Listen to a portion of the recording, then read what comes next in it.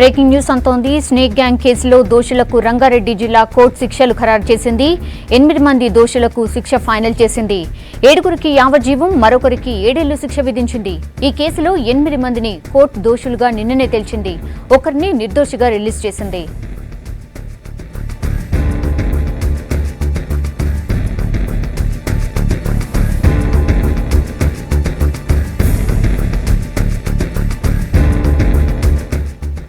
ఓ యువతిని పాములతో బెదిరించి అత్యాచారానికి పాల్పడిన కేసు అప్పట్లో సంచలనం సృష్టించింది. స్నేక్ గ్యాంగ్పై 2014 జూలై 31న కేసు నమోదు చేశారు పహాడీ షరీఫ్ పోలీసులు.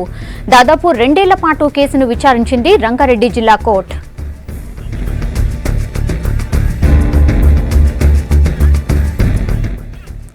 కోర్టు దగ్గర నుంచి సంపత్ అందుబాటులో ఉన్నారు. సంపత్, ఏంటి డీటెయిల్స్?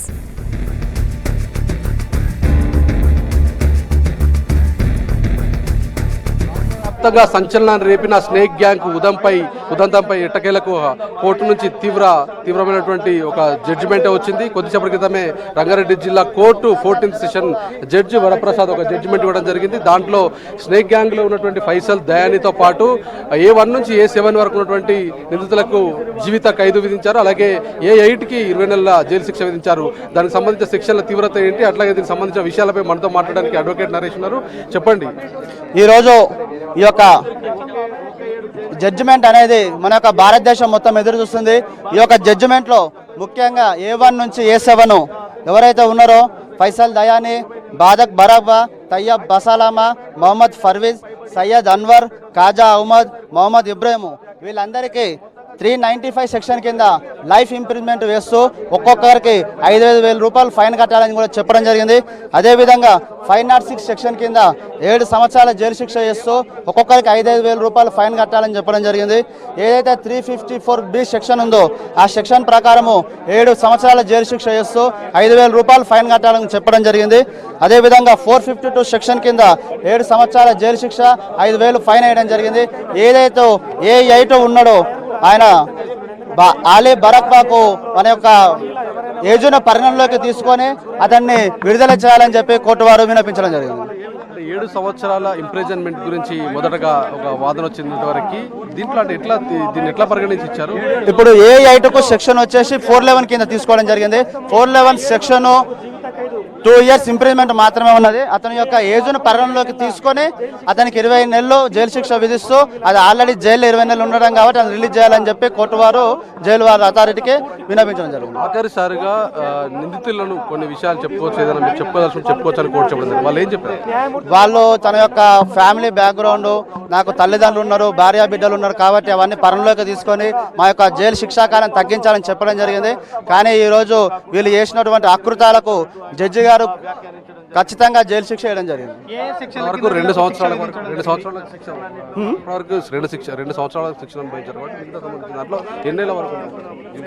జీవిత ఖైదు అంటే ఎలా ఉంటుంది? జీవిత ఖైదు అనేది ఇంతకుముందు 14 సంవత్సరాలు ఉండే, ఇప్పుడు తన యొక్క జీవిత కాలం మొత్తం ఉండాల్సి వస్తుంది. మొత్తానికి పూర్తి స్థాయిలో దాదాపు సంచలనం రేపిన కేసు ఇది. స్నేక్ గ్యాంగ్ ఉదంతంతో మొత్తం కూడా యువకులంతా కూడా భయభ్రాంతులకు గురైనటువంటి ఇన్సిడెంట్. పాత బస్తీలోని పహాడీ షరీఫ్ పోలీస్ స్టేషన్ పరిధిలో ఉన్నటువంటి ఈ ఇన్సిడెంట్ సంబంధించి అప్పట్లో దాదాపు 2 ఏళ్ల క్రితం చాలా సంచలనమైనటువంటి ఇన్సిడెంట్ జరిగింది. మొత్తం కూడా దీనిపైన కమిషనరేట్ స్థాయిలో ఉన్నటువంటి సివి ఆనంద్ దీనిపై దృష్టి సారించి 4 CIలతో వరుసగా 4 CIలు ట్రాన్స్ఫర్ అయ్యారు. 4 CIలు కూడా దీన్ని దర్యాప్తు చేశారు. దానికి సంబంధించిన ఆధారాలు సేకరించారు.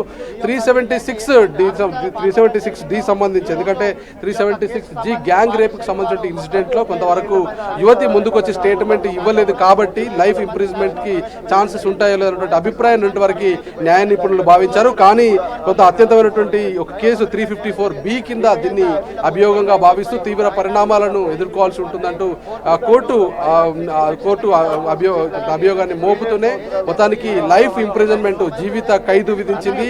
A1 నుంచి A7 వరకు కూడా జీవిత ఖైదు విధించింది. దాంట్లో ఈ కేసులో చాలా కీలక వ్యక్తిగా అలాగే చాలా భయభ్రాంతులకు గురి చేస్తూ గుర్రాలపై రైడింగులు చేస్తూ మొత్తం కూడా స్నేక్స్ ను చూయించి అక్కడ నుండి ఎర్రగుంట, షాహీన్ నగర్ లాంటి ఏరియాలలో వాళ్ళని భయభ్రాంతులకు గురి చేస్తూ జంటల్ని భయభ్రాంతులకు గురి చేస్తూ వివస్త్రాలు చేస్తూ వాళ్ళపై అత్యాచారాలు అఘాయిత్యాలకు పాల్పడినటువంటి ఘటన పైన మొత్తానికి కోర్టు తీవ్రంగానే స్పందించని చెప్పొచ్చు. ఫైసల్ దయాని అలాగే హైదర్ బారక్, తయ్యబ్ మహమ్మద్ పర్వేజ్, సయ్యద్ కాజా మహమ్మద్, అలాగే అలీ బారక్ సంబంధించి అందరికీ శిక్ష పడింది.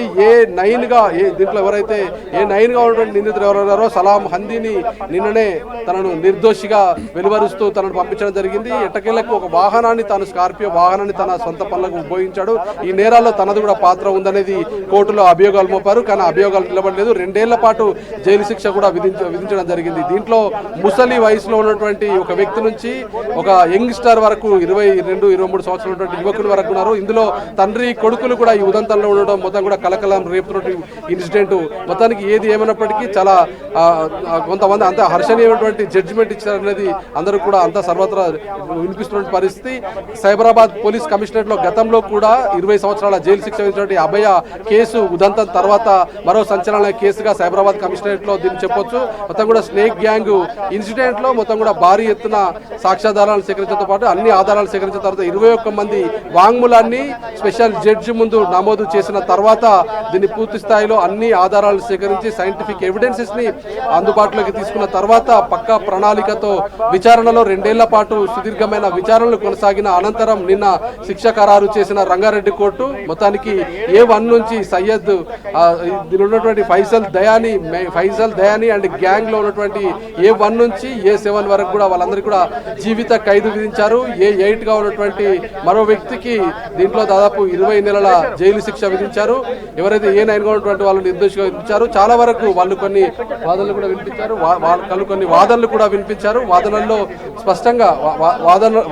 స్పష్టంగా వాళ్ళు చెప్పినటువంటి అంశం ఏంటంటే దాదాపు తమ కుటుంబ నేపథ్యం, కుటుంబానికి సంబంధించినటువంటి సమస్యల్ని, అలాగే కొంతమంది 4 నెలలకు పెళ్ళైన 4 నెలలకే ఈ ఇన్సిడెంట్ జరిగింది అనేది ఒకరు, అలాగే వయస్సు మీద పడింది, ఆరోగ్యం సహకరించలేదంటూ మరో వ్యక్తి తమ వ్యక్తిగత సమస్యలు అలాగే వాళ్ళకున్నటువంటి విషయాల్ని చెప్పుకొని తమను ఈ కేసు నుంచి విముక్తి కల్పించాలన్నటువంటి ఒక అభ్యర్థన ఆఖరిసారిగా నిందితులు వినిపించారు. కానీ దానిపై కోర్టు సీరియస్ అయింది. చేసినటువంటి నేరం చాలా తీవ్రమైన నేరంగా దీన్ని అభివర్ణిస్తూ మొత్తానికి ఎట్టకేలకు ఒక ఫైనల్ జడ్జిమెంట్ చాలా కఠినతరంగా ఇచ్చింది. మరొక ఇన్సిడెంట్ ఇట్లాంటిది తలెత్తకుండా కోర్టు వ్యవహరించింది అనేది మనం చెప్పుకోవచ్చు.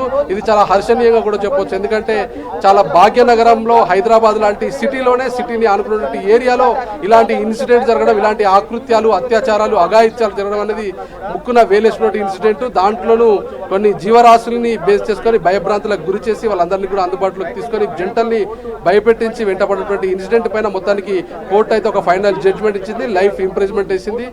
మరికొద్ది సేపట్లో వాళ్ళను జైలుకి కూడా చెర్లపల్లి జైలుకి 5గురిని అలాగే చెంచల్గూడకు మరో వ్యక్తిని తరలించే అవకాశం ఉంది. Over to you. Right Sampath.